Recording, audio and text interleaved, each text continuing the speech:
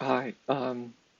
If you followed my YouTube but not my stream at all, you probably wouldn't know this, but I quit Guild Wars 2 a couple months ago, and I periodically check in on the game to see what's going on, and it honestly reinforces my decision greatly.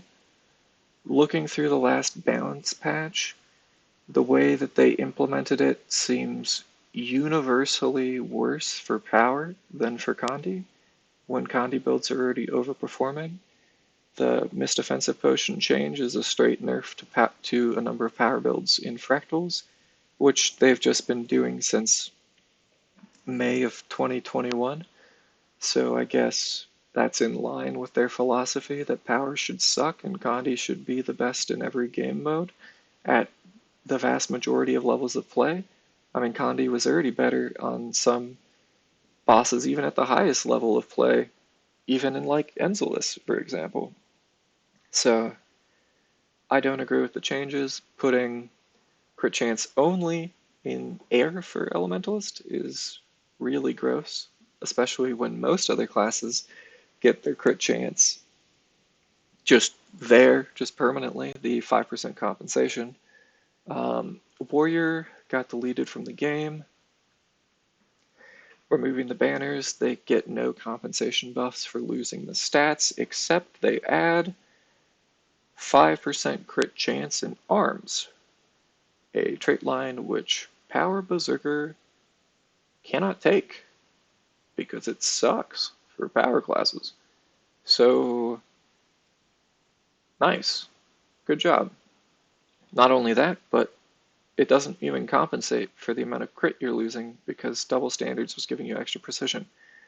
And it was giving you extra power. And now you get no extra damage for losing the extra power. So it's a strict nerf. I wouldn't play. If you care about your performance, I wouldn't play these classes anymore. There are other builds that'll just strictly outperform it, which is a real bummer as someone who used to play this class a lot. Maybe they'll add compensation later, but knowing ANET, probably not. So going through, they changed PPD, Spotter, and Assassin's Presence, along with Banners and Spirits, to no longer be unique buffs. And this is what I would consider to be a design issue because they took buffs that made arguments for bringing specific classes in specific places and removed them. Now, every class can do kind of everything, and classes lose a lot of their identity in doing that, which I think is a bummer. Now, I don't think that the way that unique buffs were implemented in the current framework of Guild Wars 2 was necessarily great. In a lot of ways, they were just static damage increases or static stat increases, which isn't particularly exciting. You just do the math, and if the class adds more damage than its counterpart, you take it because of its unique buff. But I don't think unique buffs are bad in their existence at all because they prevent, in a lot of ways, the homogenization of classes. So I've had this discussion with people pretty frequently, and the discussion essentially boils down to the concern with unique buffs is that some unique buffs will always be better than other unique buffs in specific situations. And I don't see an issue with that because I don't think that every class's unique buff, if you were to add one to every class, necessarily has to be applicable to every level of play. Generally, at the highest level of play, if you were to add unique buffs that provide defensive components, they wouldn't see a whole lot of use. But say, for example, Necromancer gets a unique buff, and let's say it's a 5-man buff that does lifesteal, but instead of being vampiric aura and being terrible, it's actually pretty decent, enough to maybe be able to offset tick damage. Then in some record comps, assuming that Necromancer had reasonable damage, you'd actually be willing to take it just to maintain Scholar uptime. As it stands, unless Necromancer does the best damage in some facet, you'll never take it. Likewise, if you want to be optimal, when every class provides similar boons and just overall similar utility, and that is kind of where this game is heading, then when you boil down to it, there's always going to be a mathematically best option. And the only thing that changes at the highest level of play is that now the mathematically best option is less unique than it was prior. For casual players, this is probably okay because they feel like they can play any class in any role in any fight, but all you're doing is homogenizing classes without really fixing the inherent issues. And I don't think that the removal of unique buffs is actually going to really accomplish anything, because unique buffs provide some level of class identity, especially if they're implemented in a more interesting way than they were prior. More than that, the way they implemented PPD, Spotter, and AP is just lazy. Genuinely. I don't know who went through, but it seems like the work of someone who, it's like an intern working late on a Friday night who just wants to go home, and they're like, hey, we need you to redo PPD, Spotter, and AP. And they're like, well, okay, I'm just going to slap some random boons on it, have them have weird application intervals, and call it a day. So the other thing was there was a leak from ANET devs, sorry, from the balance Discord, like the feedback Discord, but that has some high level players and some ANET devs. And the leak kind of showed some things about their balance philosophy that were very concerning. So I'm going to pull up some highlights into this notepad. So, ANET Solar, when talking about the patch that just dropped, there'll be some amazing salt. I can't wait.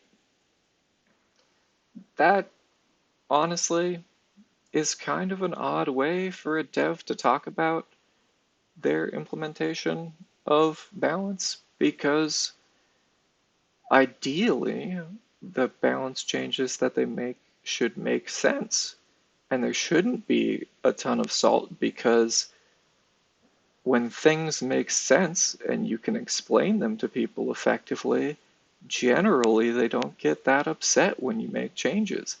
But with the changes they made, you can't, because they're pretty dumb. And seeing an ANET dev essentially gloat about it is weird. Not a fan. Um, the next one is Xionon talking about the Axe Mirage bug.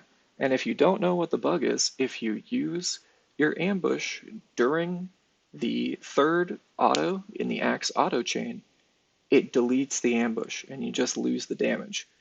And the dev's response to fixing that bug was, that's why I made staff good. I hated using Axe. This is a bug that has been affecting every Mirage player that uses Axe since the release of the class, and the dev's response is, yeah, I don't like the weapon, that's why I made another one good. As opposed to, trying to fix the bug. or providing any feedback about the bug being fixed at all. This really reminds me of the Firebrand changes where you had the different priorities of the boon applications based off of mantras, and I submitted a bug report every month for 6 months, and it took me reaching out to Deity and having him directly reach out to some devs to finally get anything fixed because it was just a bug that had occurred essentially since Firebrand existed. It's very sad. Um, Next one, talking about speedrunners. If they're top players, I'm sure they'll adapt. I don't like this sentiment. If they're top players, they will adapt because they have. But that should never be a justification for making changes that are bad for specific groups of people without providing any real benefit to anyone else. The template changing in fractals, that didn't hurt casual play because casual players weren't abusing template swapping. It was just something that was used at the highest level of play only. And their excuse that it was causing server issues, I can tell you that there were like less than 1,000 people across all of NA and EU that were using it ever. Honestly, probably less than 200. There's not that many people in the hardcore scene anymore because they keep trying to kill it. And their justifications for things are really awful. So seeing if they're top players, I'm sure they'll adapt in context as essentially a justification for making changes that people don't like is really, really sad. You have the next one talking about how they don't know One Wolf Pack and things about it. They're operating based off of the wiki. And then we see a series of One Wolf Pack changes that are straight up nerfs to Soul Beast.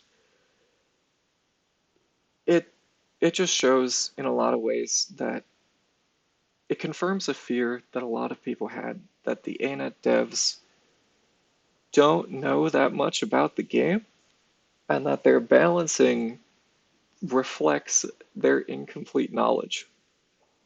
And that's kind of scary for anyone still playing this, unfortunately. The last one is two ones talking about this idea of balance and balancing based off of different play levels.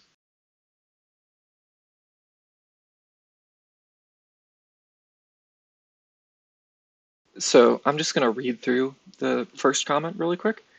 So I don't particularly care about benchmarking. It's pretty superfluous, and I'm a big proponent of the truth that nearly everyone does better in practice by simplifying a rotation. The goal is to get builds that fill comparable roles to have similar output within a range where players feel like they can play what they like. If you'd like to suggest that a particular spec or build suffers from some aspect, I'm happy to hear that feedback, but I don't have anything directly actionable from what you wrote. We try to keep them broadly in a close band of capability. Complexity of play isn't an excuse for a spec to have higher potential. It's more of an accident of use, or it having been designed for different purposes, such as a PvP focus.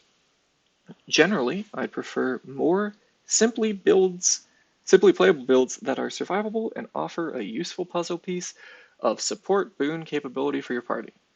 Benchmarking videos and rotation guides to hit them have hurt our raid accessibility significantly. I've played approximately 2,000 hours of Firebrand and regularly out DPS CFBs in my raid group on my Quick Brand build because I only use Axe and don't weapon swap. And they try to stick to a rotation where they swap to Scepter and do terribly as a result. Uptime in combat on a boss, positioning and being within skill range, and consistent play are the biggest factors in success. First off, I don't disagree with this last sentence at all. In fact, I completely agree with this last sentence. Uptime in combat on the boss and consistent play are the biggest factors in player success. And you can play a terrible build and beat most pug players if you're decent, just by virtue of being a decent player. But I feel like this, what was just stated here, is such a huge issue for ANET design. So, what it boils down to, in my opinion, is the concept of practical and impractical damage. And so, what I mean by practical damage is damage that you can do in a given scenario, whereas impractical damage is damage you can do in the ideal scenario. So, a golem benchmark for a lot of classes, not necessarily all of them because confusion exists, is the ideal scenario for the class. And it's been very clear that ANET balances around this idea of impractical damage. And their goal here is, what they're saying here is complexity of play isn't an excuse for a class to have a higher potential, but complexity of play is what leads into practical damage. More complex classes will have lower practical damage in the hands of most players because being able to deal with what a boss is doing, adapt to drops and boons, etc., and upkeep a particularly challenging rotation is a lot of effort. And in Guild Wars 2, you can do it because the boss design is really bad. The bosses don't generally do things that are very hard to react with. The mechanics aren't hard to deal with. Half of the mechanics in the game, you just AFK and you DPS through it because you can skip them all by doing damage.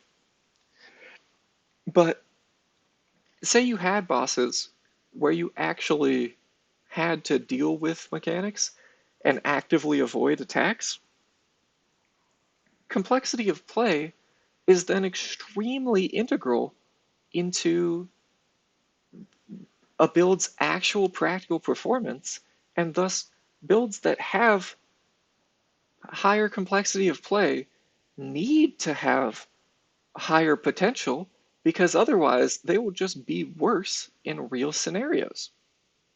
And for a lot of people, that already is the case. A lot of people can't play the full rotation of Gandhi Mechanist, which is essentially just Gandhi Hollow with one less kit.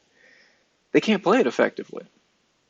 Or they can't play Condi Weaver, especially Dagger Condi Weaver, because those builds aren't easy. The rotations are tight. If you lose boons, you end up having to adjust the rotation, otherwise you fail. And generally, what you see is that a lot of players already gravitate to those easier classes that do a lot of damage. Before I quit, people were just playing Scourge on every boss because Scourge's damage was really high. And it was really easy. You just press all the buttons off cooldown. So I firmly disagree with this notion that every build of every level of complexity should be the same. Because if ANET actually did a decent job of creating interesting encounters, then build complexity would matter a ton as far as practical damage. It would matter a huge amount. Currently, it doesn't matter that much because if you're a good player, you can play most of the complex builds at a pretty high level. There are some that still have a lot of technicalities that are pretty difficult, such as Axe Mirage, but or the full Condi Mechanist rotation or Dagger Condi Weaver, but it's odd to say that complexity isn't an excuse for a spec to have a higher potential, because complexity has to be a factor in determining what the actual potential of a class is realistically. And I can tell you that ANET, especially devs like this, don't have the required knowledge to be able to effectively determine what the actual potential of builds are in realistic scenarios because they're not good enough at the game. They have access to tons of players who still care and who are actually good, but the number of those players is going down because they keep making silly changes. And just to quickly touch on something, I've played 2,000 hours of Firebrand and regularly out DPS CFBs in my raid group with my Quickbrand build because I only use axe and don't weapon swap.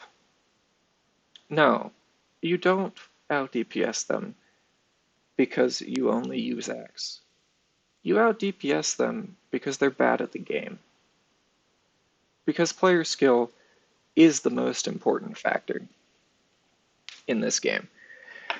And from what I can tell, they seem to be wanting to take that away. From all that I've read and from the balance changes over the last year and a half, 2 years, maybe even longer, the goal is to raise the skill floor and lower the skill ceiling so they meet somewhere in the middle. So that players who don't put in the effort and are not good at the game can perform at the same level as players that are. And I really do think that that's a shame. Because the content in Guild Wars 2 is not hard enough that you would ever need to do this in order to get people clearing the content. I mean, there are people who killed Doom with only auto attacks. There are people who killed Doom in only green gear. At the end of the day, player skill is important, but the bosses are designed such that the cutoff to defeat them is so low that raising the skill floor a little bit so that people just have more damage on easier builds, I think is fine. Because that'll help them clear the content and it'll get more people engaged in the various game modes. But reducing the skill ceiling, as they have been, and having builds like you had Condi Virtuoso benching 42k, and I pulled up the rotation, and it's something that you could learn in like 3 minutes. There's no real thought going into that class, and it just got nerfed in the recent patch, but still, there should be a gap between things that are more complex and things that aren't, because player skill should be something that is actually rewarded, and things that are harder to perform on while dealing with mechanics, and thus have a lower practical skill ceiling, sorry, a higher practical skill ceiling, should see some reward from that. Otherwise, you're just going to end up with people playing brain dead easy things and out DPSing people who put in a lot of effort to be good at things. And I think that's a shame. So, I said I was going to provide, but I didn't say this, but I'm going to provide something that I think people that are still good at this game and that put in a lot of effort need to hear, which is that they should give up.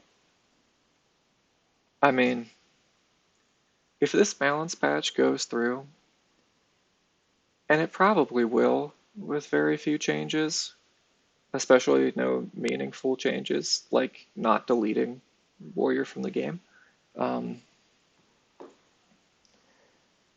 you should just quit. The game isn't made for people that care, and it's not gonna be beneficial in the long run. Or at least if you don't quit, just don't take it seriously anymore.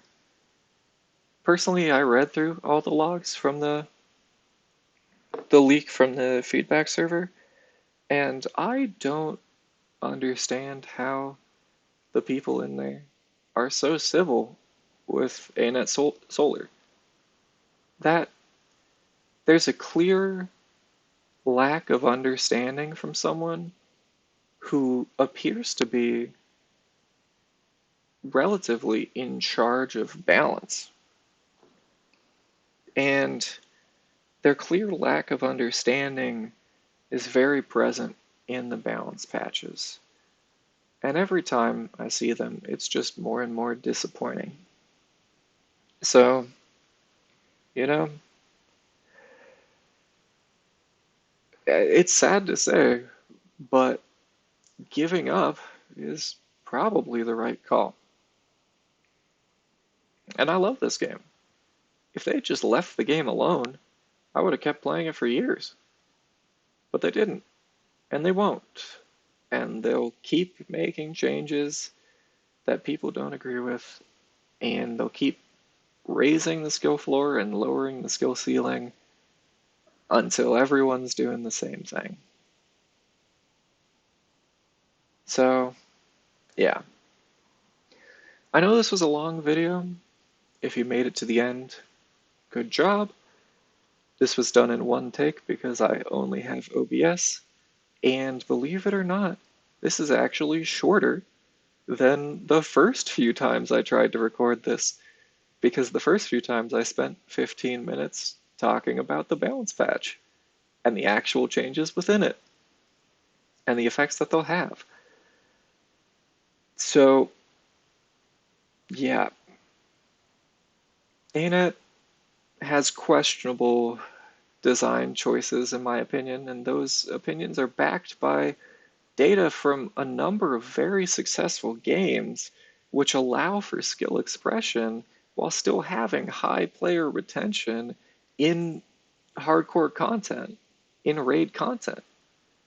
The casual players still do the content. Anyway, that's it for now. If you have any feedback, feel free to leave it on the video. I don't play the game, so insults or whatever, I really don't care. But I hope that some people at least found this discussion somewhat interesting, and I hope that the people who are still holding on to hope that ANET might actually improve realize that that probably won't be the case. It's a bit of a pipe dream.